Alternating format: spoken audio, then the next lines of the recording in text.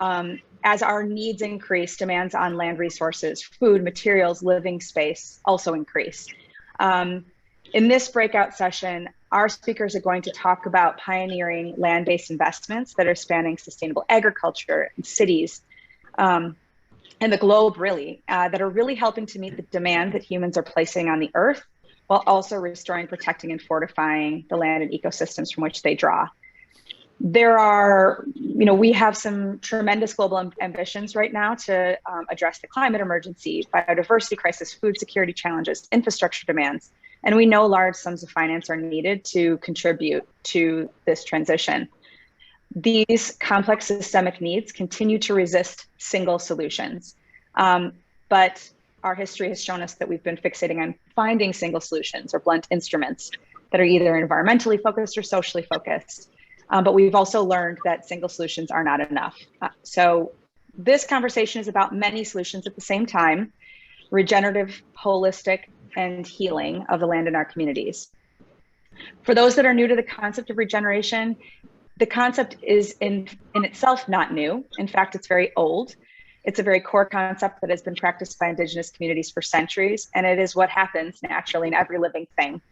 But the concept of regenerative finance, or finance that is not extractive, but rather restorative, and as a means for further progress, circulation over accumulation, shared value, that is new to many. So we're going to talk about practical examples of investments that can achieve these goals. These speakers in front of you are leaders, and their experiences and insights are meant to serve as an inspiration for everyone who's ready to contribute. Last thing I'll just say is diversity is extremely important to us at the Gen and to addressing these challenges for the benefit of all. And so we are truly grateful to have speakers with us today from around the world who are going to be speaking about innovations in their own local context, but that are also relevant to all of us. So we are pleased to have with us Arindom Datta, Executive Director, Rabobank; Yusef Freeman, Senior Managing Director of Jonathan Rowe's Companies; Tanja Havemann, Co-founder and Director of Clarmondial; and Robyn O'Brien, co-founder of rePlant Capital. With that, let's get started. So through today's Next Normal Now, we've been exploring the topic of regeneration, and our goal is to take a closer look at what that means through land-based investments. And the big question that I have for our speakers to kick us off is, what does regeneration mean to you and the work that you do? And so we're going to take a tour from farms to cities to food chains and back. Arindom, I'm going to start with you. And let's begin with a story in India. So you speak frequently about how addressing climate smart Indian agriculture goes hand in hand with inclusiveness. Tell us a little bit about regeneration in this context and how you are both putting farmers at the center of your investment strategy while taking a regenerative approach. Thanks, Kelly. It's a pleasure to be participating in this panel discussion. Now, Kelly, you only mentioned that, regeneration or regenerative agriculture, the terms are not new. And the important point is that it means that we have to do things differently. We have to do businesses differently, whether in agriculture or different sectors. Now, whenever we want to do things differently, capital becomes scarce, because conventional capital, it always doesn't look very favorably at new ways of doing business. Now, and unless capital is made available, terms like regeneration or regenerative agriculture, it remains only academic in nature. And that's unfortunate, because we know the issues of nutrition and food security for the 10 billion people which are going to inhabit the planet by 2050. Now, so what is it that we aim to do? So while commercial capital hesitates to get into new business model because they don't understand the risk, a term which has become extremely popular now is blended finance, where you mingle development capital, government capital with commercial capital. Now, different pools of capital, they have different kind of expectations. While development capital looks at impact, commercial capital would look at financial returns. So what we do is that we pull in a different kind of capital to make it available for a kind of business which is climate friendly, which is new, and which has not been tried before. Now, the pooling of capital enables the commercial institutions which are fronting the transactions to take on either higher risk, or there's a subsidy on the interest rate, or there is a bundled technical assistance, or it enables a commercial financing institution to go long. That is, to provide 5, 10, 15-year financing, which is required for plantation and other crops. So what we did in India is we created a structure. We called it a COVID response fund for agri-transition. We used the term transition very carefully because inclusive financing is almost mainstream financing in India, but it's important for financial institutions to put on the green lens or the climate lens or the environment lens so that they look at the agriculture projects with a different view, looking at the environment impact that their financing makes, either in the positive sense or in the negative sense. So what we did, we pulled in the development capital from leading European development organizations, including the government of UK, and we had DFC, which is the guarantee arm of the US government, to provide a guarantee to 3 financial institutions to lend to 4 NDUs, which includes inclusive and environmental NDUs. Now, it's extremely important that it's a $55 million facility. It builds on the experience of blended finance structures we have had over the last 4 or 5 years with different kind of NDUs. And the key part here is the ability to collaborate, ability to build up partnerships across sectors. In this case, we have partnership across continents. That's Europe, US. We pulled in capital from Europe and US to be able to do the financing in India for smallholder farmers. And the magnitude of the problem, in India, we have 140 million farmers, of which 124 million are small or marginal. That means they have less than 2 hectares of land. It's extremely complex. So partnership, collaboration, which is enshrined in SDG 17, is important. And second is the collaboration between the development sector, the commercial sector, and the governments. To be able to pull in together so that we achieve the objectives is extremely important. And building on this, we are building up a facility, a $66 million facility, a similar structure, targeting specifically regenerative agriculture and circular use in agriculture. It's the first of its kind in a country like ours. So the key lessons are collaboration, you need champions in organizations. And the third is, because of the complexity involved, because of the kind of heavy reporting that's required, technology is key. And thanks to all the advancement we have had in digital technology today, it is possible. But then without collaboration, without having champions, without technology, I don't think all this is possible. So that's all from my side, Kelly, for the time being. Thank you. Thank you, Arindom. And I'm gonna, we're gonna come back. I have a few follow-up questions, but I'm gonna turn over right now to Yusef. We're gonna go to the other side of the globe and land in San Francisco. What about the concept of regeneration in the context of a cityscape? So the way that I've heard you, Yusef, speak about regeneration makes me think that you see a link between healing in urban environments and healing broken communities. So what does that look like in practice? And how do you even begin to approach a regenerative investment in the context of a city? Sure. And just to give some context of why we need these types of regeneration investments in urban cities is because of the history of urban America that went through a time of booming industrialization, then flight to the suburbs, then also large capital projects funded by the government, particularly around housing and the building of highways that isolated communities that were largely majority people of color.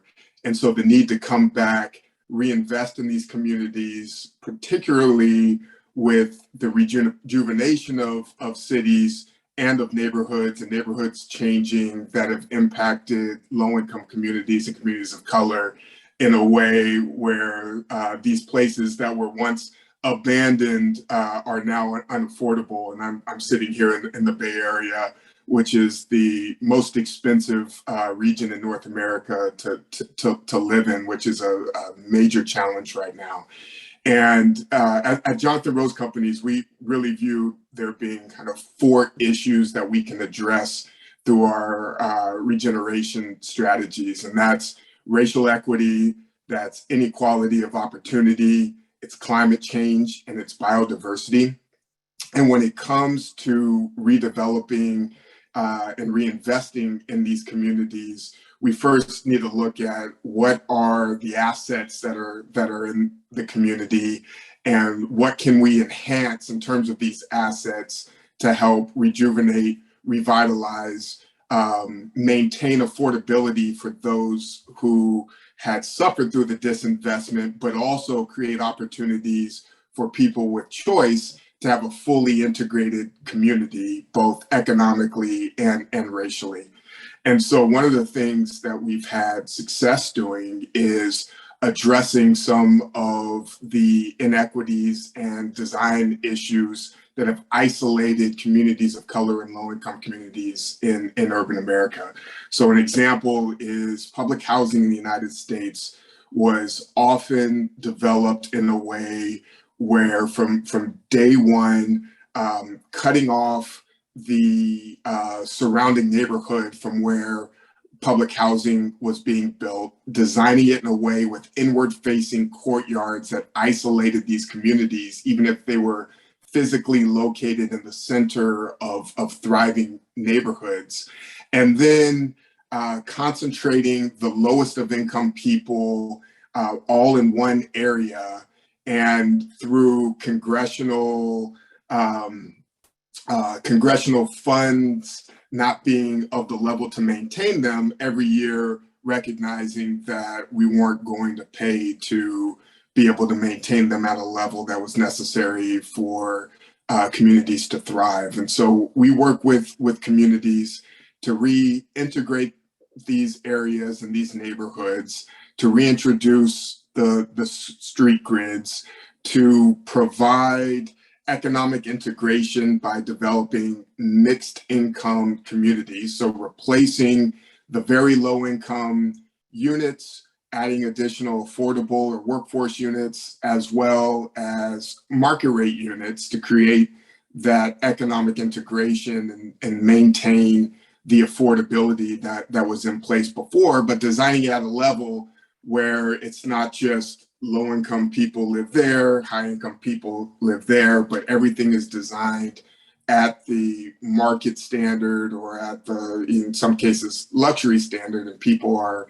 living together, but recognizing that the bricks and sticks aren't enough to create thriving communities. And so what does that mean? That means using these very large development budgets to leverage investments and contracts for local consultants, local contractors, having jobs available for the community of people who live there, and recognizing that there are certain barriers that people have to getting these jobs. And so that means, you know, if you need a high school diploma or a GED to be able to work these new jobs or these construction jobs, having GED training available to the community.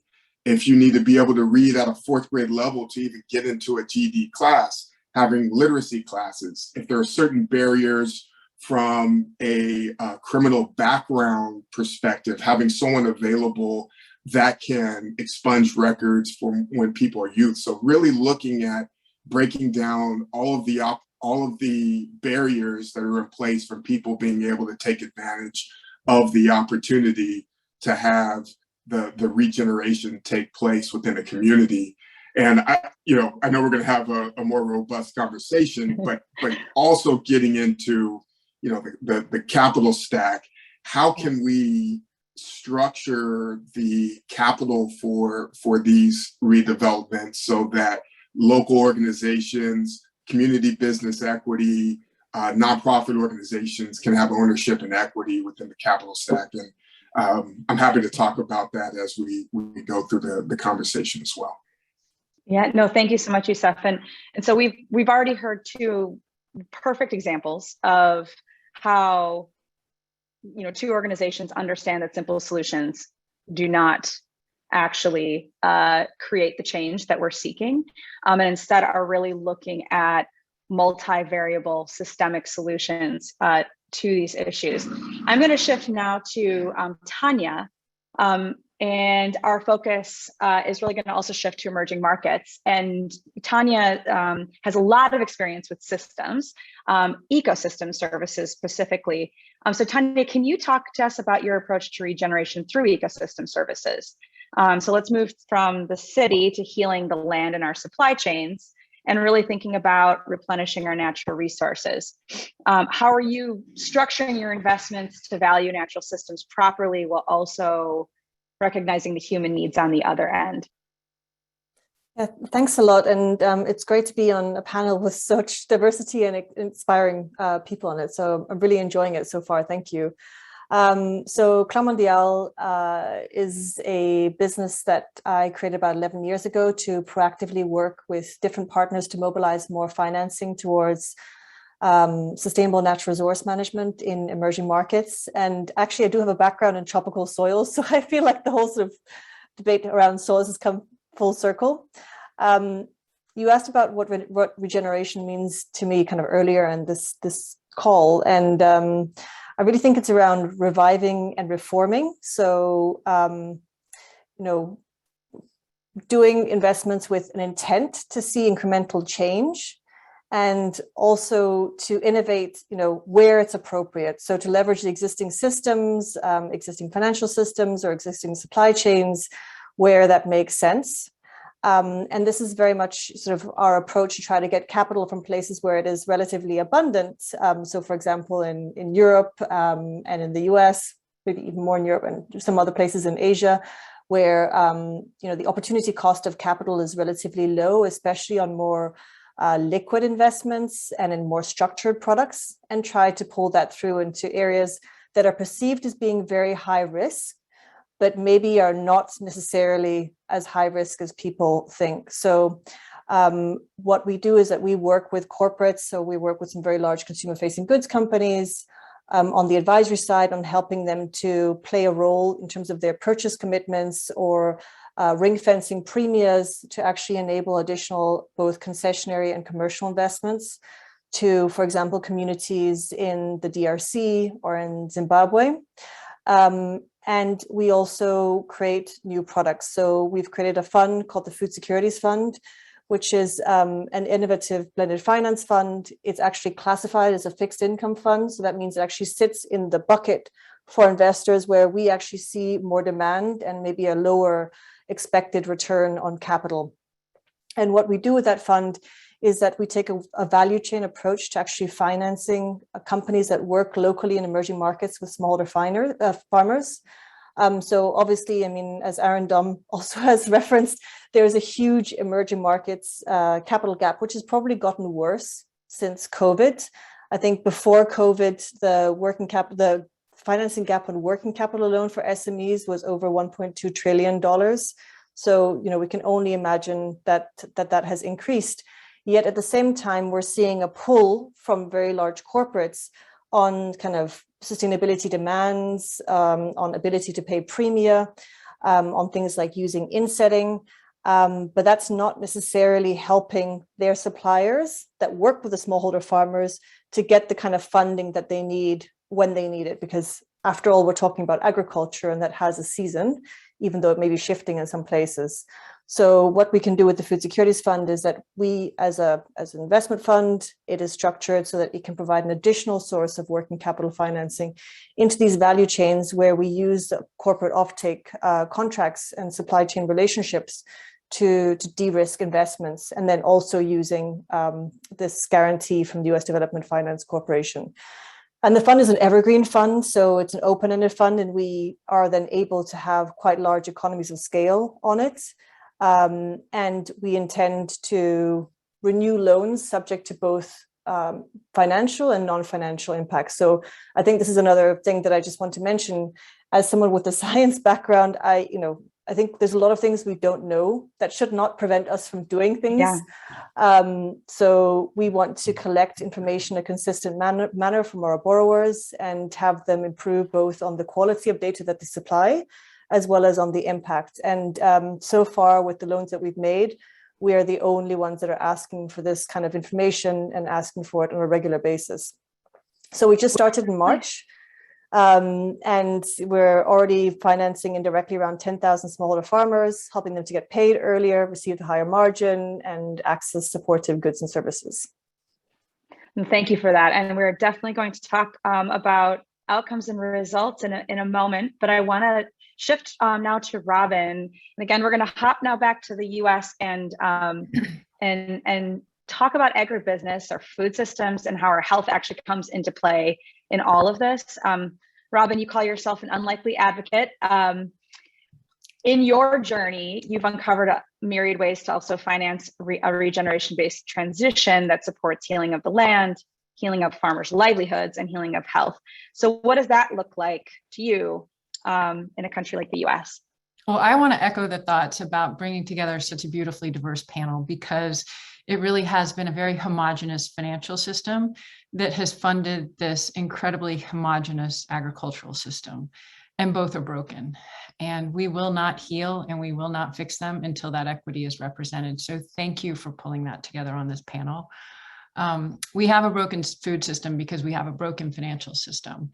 And the extractive terms set by that financial system and imposed on our growers and on our farmers really worldwide have really resulted in this crisis that we now all stand on today, which is this intersection of human health and climate health and soil health and food health.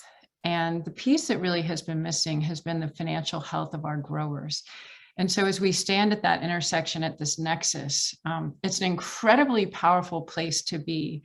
And as was touched on at the beginning of the conversation, it invites enormous collaboration. None of us are going to solve this by ourselves. Not a single person in this chat room, not a single person on this panel is able to solve this by themselves.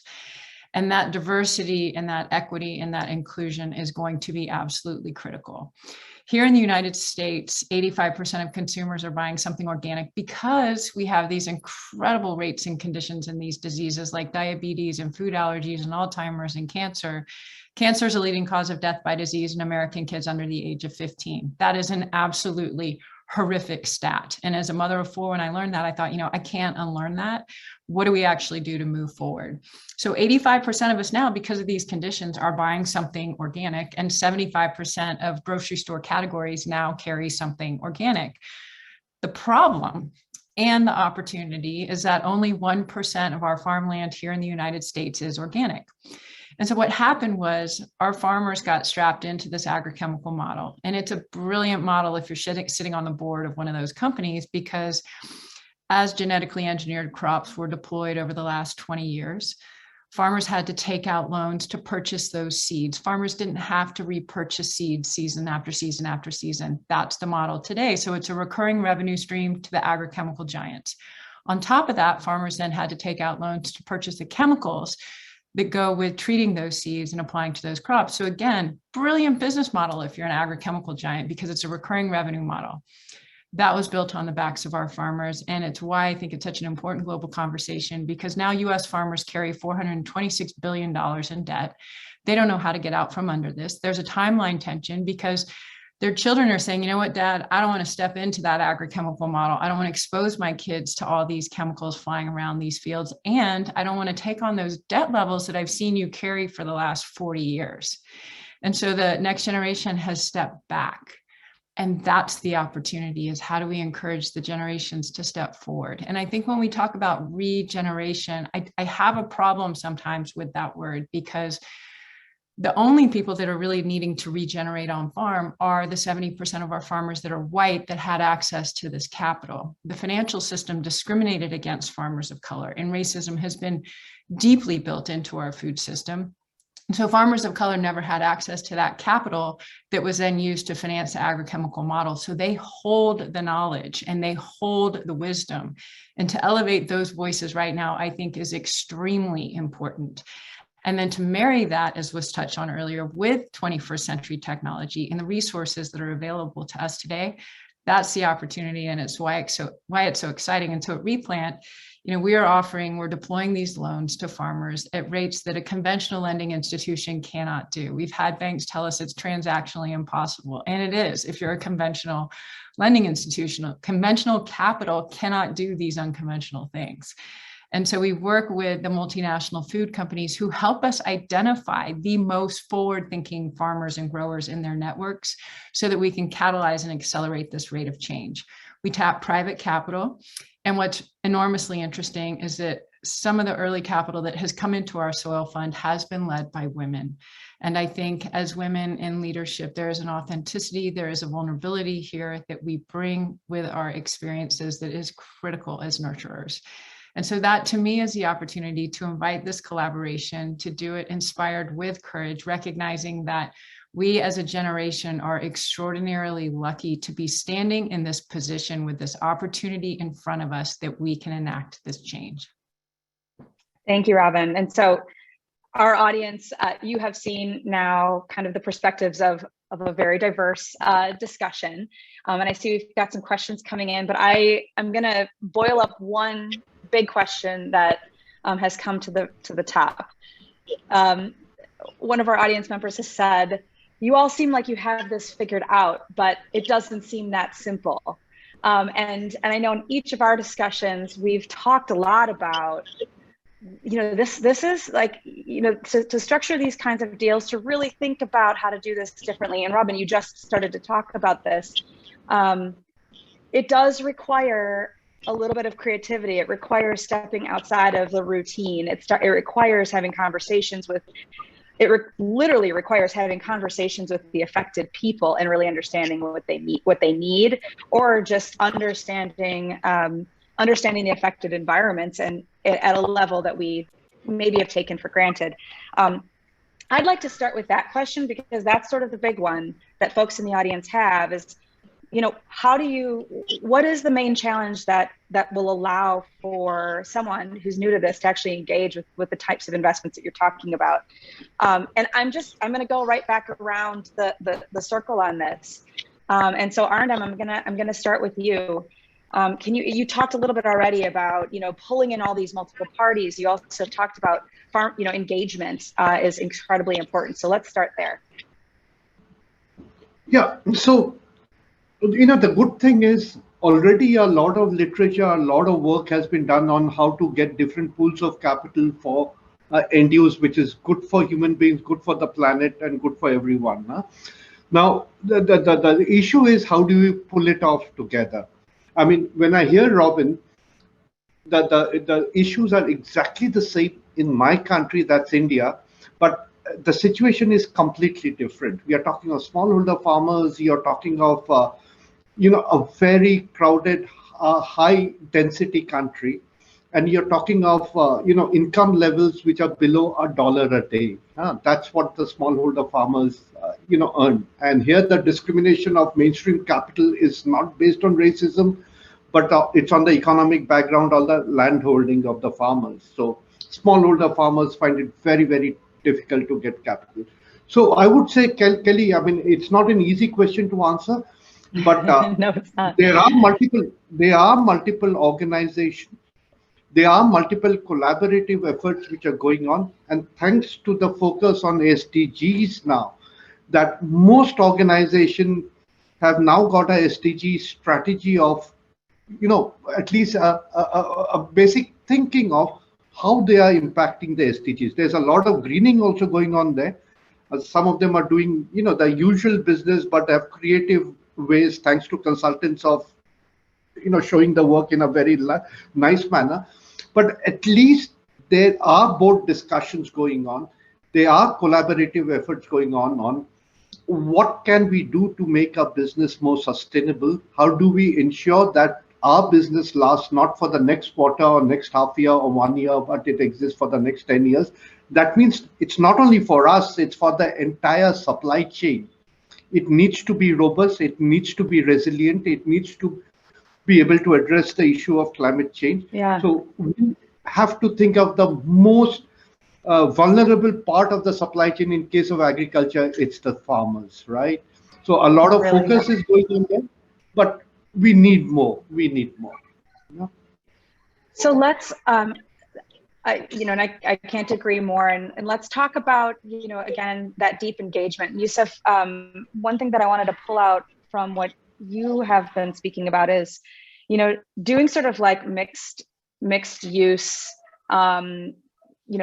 really starting to think about the infrastructure challenges and like who needs to be kind of at the table, and just like really the complications that are involved that don't make this sort of just a one, easy rinse and repeat practice. Can you talk a little bit about that for this audience, and how Jonathan Rowe's companies actually sort of like works in and structures, some of those projects to address that need? Yeah. Sure, and even kind of circling to the bigger question for the group, we're a national company, but real estate and investment and development is very local, and so in making those investments with neighborhood organizations, local businesses, that investment is necessary for us to be able to leverage that expertise to be able to engage in these types of projects. From a mixed use standpoint, we really like that approach for a number of reasons. One, we're able to address broader concerns of the community outside of just the need for housing. So again, we're working in areas like Los Angeles and San Francisco and New York, where there's a major demand for housing at all income levels.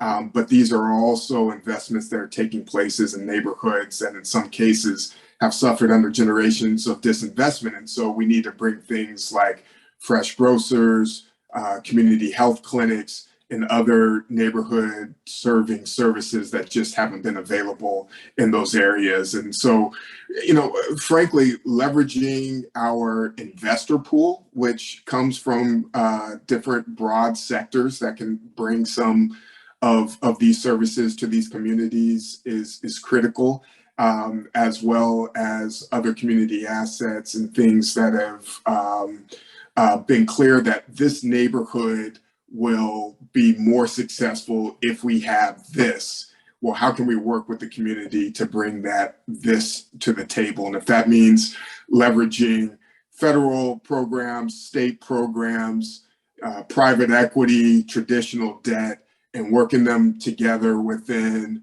either the same capital stack or multiple owners of a single building, is sort of the additional expertise that we bring to be able to make it all work and pencil for the community.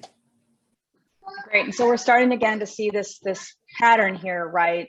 Partnerships, conversations, not assuming that we as the financiers know exactly what these communities need from the surface, but really kind of getting in there and then figuring out how to assemble the right mix of ingredients. So I'm going to turn Tanja over to you with the same question, but one of our audience members had a specific one, which is just like, how did you, when you're thinking about using blended investment, like why that particular instrument? How did you choose? How did you choose that as the approach?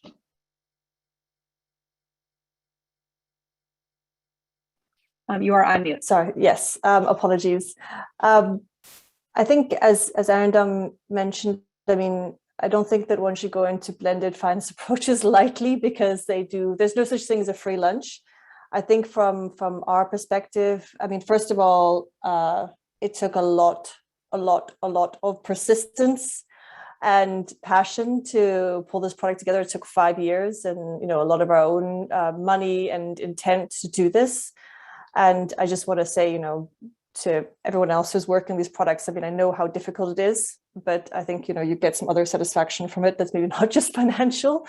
And what we chose to do, I think, we believe strongly that the corporates or the supply chain has a responsibility for the farmers and primary agriculture at the end of the day, so that they should also be taking more responsibility. And I think they're being pushed to do this also by, their investors in the public markets, for example. But it's not always easy to align like procurement and treasury and sustainability. We see that happening more and more. But I think fundamentally, taxpayers' money should not in most cases should not be there to subsidize the first loss of corporates. So we want them to be aligned with us in our strategy and take, part of the risk. So that was was important for us because we don't want to have a moral hazard on this, and we want to move out of having to use taxpayers' money to subsidize private capital over time. But at the same time, this is an innovative approach, and it's a new type of fund by kind of a relatively, young team that has experience, but it's the first time that we're putting this together. So having the USA DCA guarantee, which we hope that we never have to use, was also a really important signal to kind of give additional comfort. So for us, first of all, we chose to have this blending from the private sector because we think that that's appropriate to mitigate moral hazard. And then second of all, to have this DCA guarantee to provide comfort and to support us in the initial period of the fund. Thank you, Tanja. And Robyn, again, similar high level question, but just to dig in a little bit more specific. One question was just about the choice of debt versus thinking about equity. Again, just kind of building on the higher level point that you made, and how when you're actually having conversations about what's needed, using that particular choice. Yeah, so I'm going to defer to the expertise of my co-founder, Don Schaefer here. He was CEO of RSF Social Finance for 10 years, and it's been extraordinary to work with him and learn from him. I feel incredibly fortunate to have a partner like him around the table. He coined the term integrated capital. And initially, we really sat down and said, is it going to be a debt equity blend? What are we going to look at in this fund? And it became really clear that the debt levels of farmers were burdensome. And so by tapping this philanthropic private capital, we're able to offer terms that the farmers have never seen before. We put them into 2 tranches, and in some cases, they can have a 0% loan. The condition is that the terms of that loan are tied to the biodiversity of the soil, so that we can capture metrics around water conservation, water infiltration, pollinator health, soil organic matter, nutrient density, the things that actually matter. And for those that are newer to the conversation, what we're talking about is restoring the vitality of the soil. So why is that important? It's not just something you just need to worry about on the side. Like, this is fundamentally important to all of us, to the health of our kids, to the health of our future. Because soil, when it is vibrant and healthy, has this incredible ability to not only hold carbon, but to also hold water. And water security is food security. And I don't think we emphasize that quite enough. But as the soil's capacity to hold water is restored by halting and stopping this abuse with these chemical inputs, as we make the loans to farmers, for example, in the Central Valley in California, we're working with one of the largest almond growers in the world. They're B Corp certified. And as they transition those almond orchards to regenerative farming, they see a 500% increase in water infiltration, which means the water's ability to actually get into the soil. Policy is not going to be too short in following right behind this, because as we can demonstrate on-farm metrics with water, as it's tied to the terms of the loan, you have meaningful impact. And so that's one example. Another example in a much messier space is on a dairy farm, for example, in Kansas or Ohio.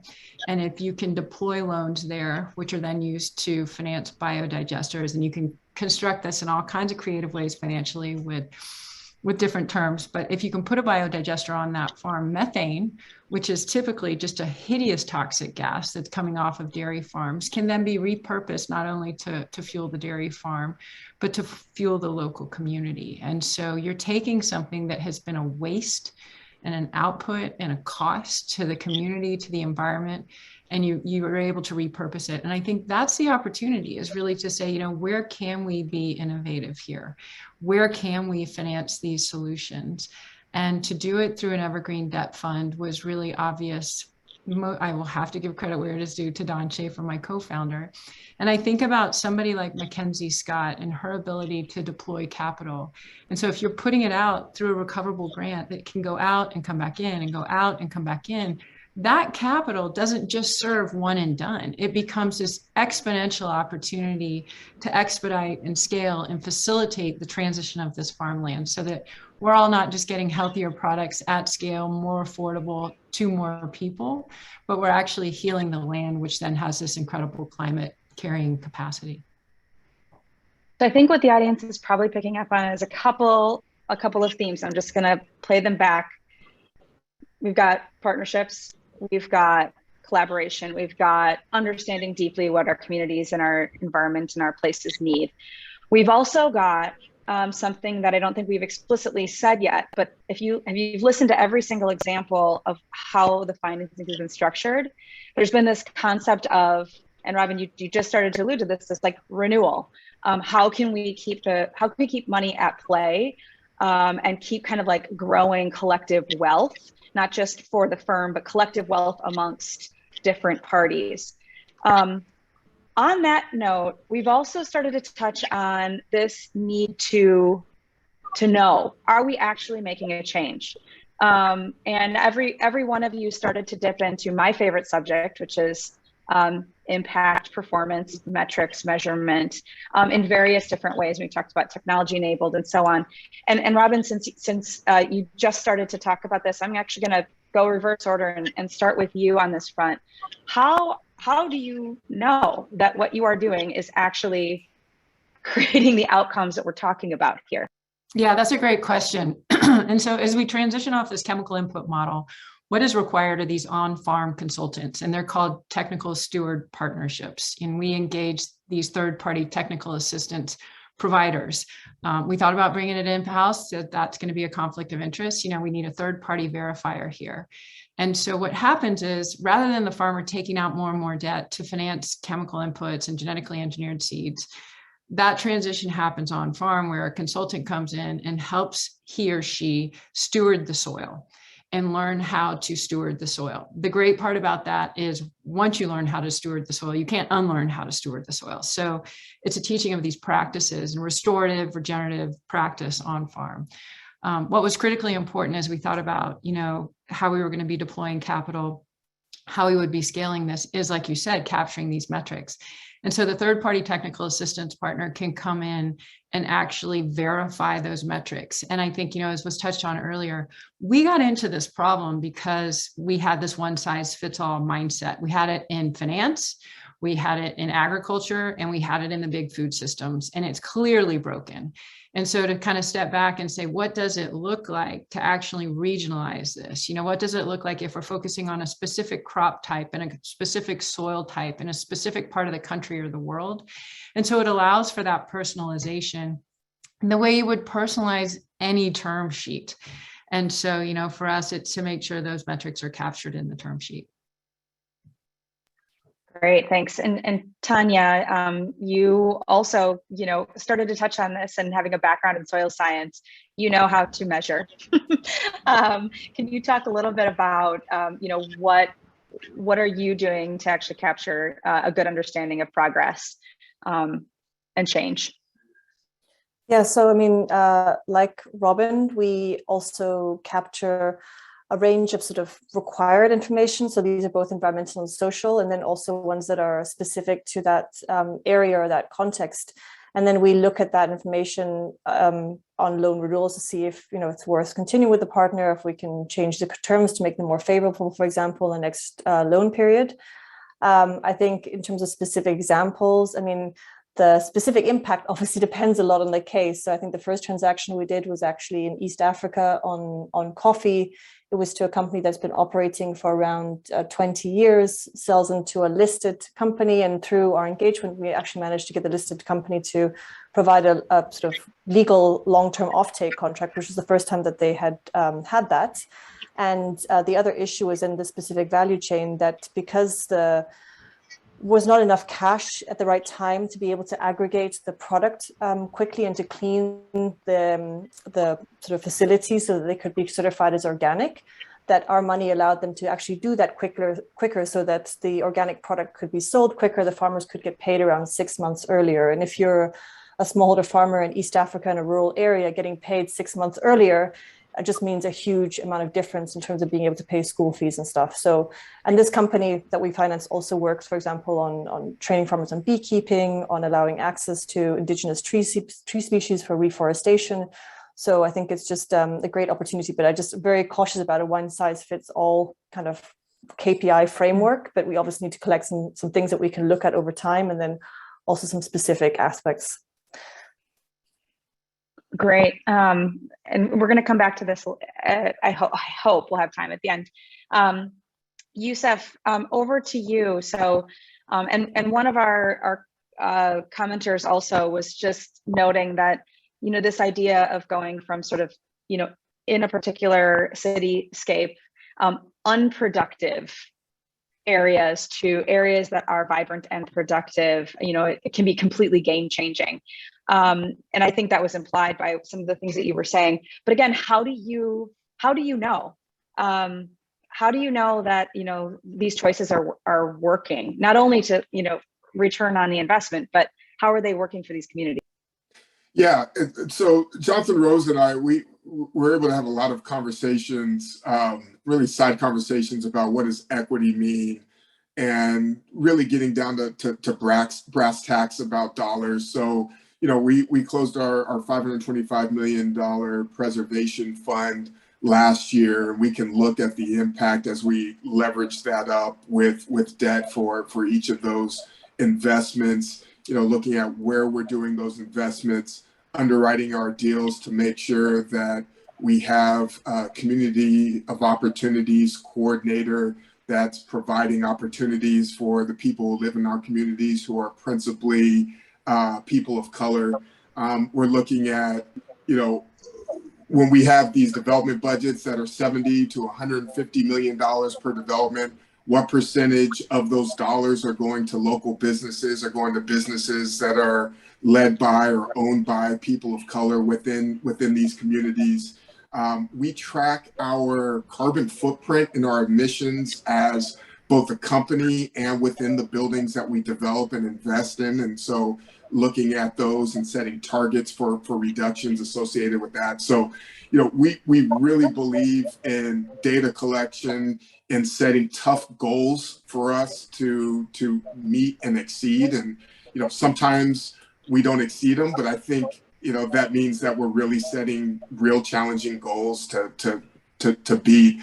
And we're going through a whole new process of how we procure our external consultants, contractors for both operations and development, to make sure that we're setting real challenging targets for local and BIPOC-led participation within the communities we do our work. Thanks. And I think, this thread of, and thank you, Yusef, for saying, maybe we don't know, or maybe we're working on it. I think this thread of sort of humbleness and learning is also something that I see as a characteristic of all of this kind of work as well. Arindom, over to you, and I just want to make sure that, okay, you are able to unmute yourself. You talk a lot about tech-enabled, our ability to actually leverage technology to really help us both kind of make decisions on the front end, but really understand progress on the other side. So can you talk a little bit about that as well? So, how do you know we're making progress, and how do we use some of our current tools that we have at our fingertips to actually help us do so? Right. Am I audible, Kelly? You are. Great. Thank you. So a couple of points here. Before I jump into your question, one thing I would like to say is we need to de-jargonize all the terminology we use for impact financing. It makes it very exclusive. We need to be more inclusive and speak in simple language. That's one. Because if you look at the jargon around climate smart agriculture or climate smart solution, it's just beyond a common person to understand what's going on. It's actually not that complicated. That's point number one. Point number two is why I talk of technology is because it cuts down drastically on transaction cost and risk cost. And you get information, both static information and dynamic information, in a credible manner, which is verifiable. Now, that's extremely important from two perspectives. First is, if you are looking at the agriculture systems, it's very, very complex. To be able to capture the information from production to consumption across the value chain, if you have to do it humanly, and you talk about traceability or safety, it's just too expensive. Technology plays a major role there. At the farmer's level, it's complex. What's the condition of the soil? What's the weather going to be? What are the right inputs to be used? How to increase fertility of the soil? It's so complex. It changes from season to season, from agroclimatic regions to another agroclimatic region. So technology enables that to be done in an efficient and cost-friendly manner. And the last point is reporting is extremely onerous for these blended finance structures because we have development capital, which is very, very demanding in terms of what impact the financing structure has had on the soil, on the farmers, and on the consumer. Now that reporting is, again, I mean, to do that physically is going to be a very, very expensive and tedious effort, and there will be mistakes, there will be human errors. To eliminate that, technology, digital technology can play a major role. Having said that, it's work in progress because all this is being done for the first time.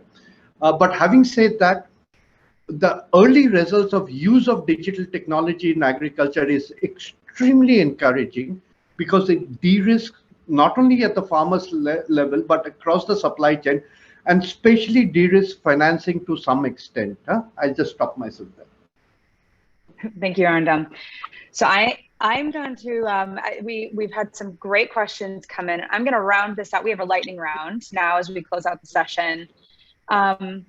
We've got an audience of folks who are, they're wrapping their heads around the concept of regeneration. And Arindom, thank you for reminding us about jargon. It's always an important point. But they're also interested in how do we get started? And so if you could choose sort of like one contribution, one way to get started right now for investors interested in doing something similar to what you are doing, what would that be? And I'm going to shake things up. Tanja, I'm going to start with you. Then I'm going to go to Yusef. Then I'm going to go to Robyn, and then I'm going to go to Arindom. So Tanja. Great. I think one thing that you said, and I think one thing, I don't remember who it was that said it, apologies on this panel, but is around humility and trying to do things differently with new teams. So, I think it's great to see that there's more discussion around women and minority-led businesses, including fund managers. I don't believe that we can actually adequately address the needs of just going, through white male fund managers. Apologies. So those are the two things I would ask them to just, do their research, try things out at a small scale first, assume we don't know everything, but that should not be an obstacle, and try to work with real teams that really want to do stuff and are putting their own reputations and money on the line. Thank you, Tanja. Over to you, Yusef. Yeah, I would say that, we all know that people who make money with labor will never catch up to people who make money with money. And so where there are opportunities to make investments in individuals, communities that typically don't have access to equity, residual value, capital, to really look through investments through that lens, because that can change generations. Thank you very much. Robyn? I would focus on governance. We will not solve this problem if governance does not have the equity and inclusion that is absolutely essential. And so personally, see where you are in positions like this. For this panel, for example, is extraordinary and unfortunately incredibly rare. And there is opportunity to call this out, to highlight it, to create opportunities, to stand down when we need to stand down, and to make sure that the governance that is represented represents the diversity that is going to be critical to our survival. Because we talk so much about biodiversity of the soil and biodiversity of the land. It will not happen unless we also have that diversity in governance, because as a fabric, we are so much stronger together than any one thread. Great, thank you, Robyn. And Arindom, last word to you. Yeah, thanks. A lot has already been said, but I would add to what Robyn mentioned, that when you do these structures, the returnable grants or other blended finance structures, you expect, biodiversity kind of positive biodiversity results and all that. The point I'm making is that we should not leave this to the farmers or the fronting financing institutions, because they just don't have the knowledge to understand what biodiversity or what climate smart is.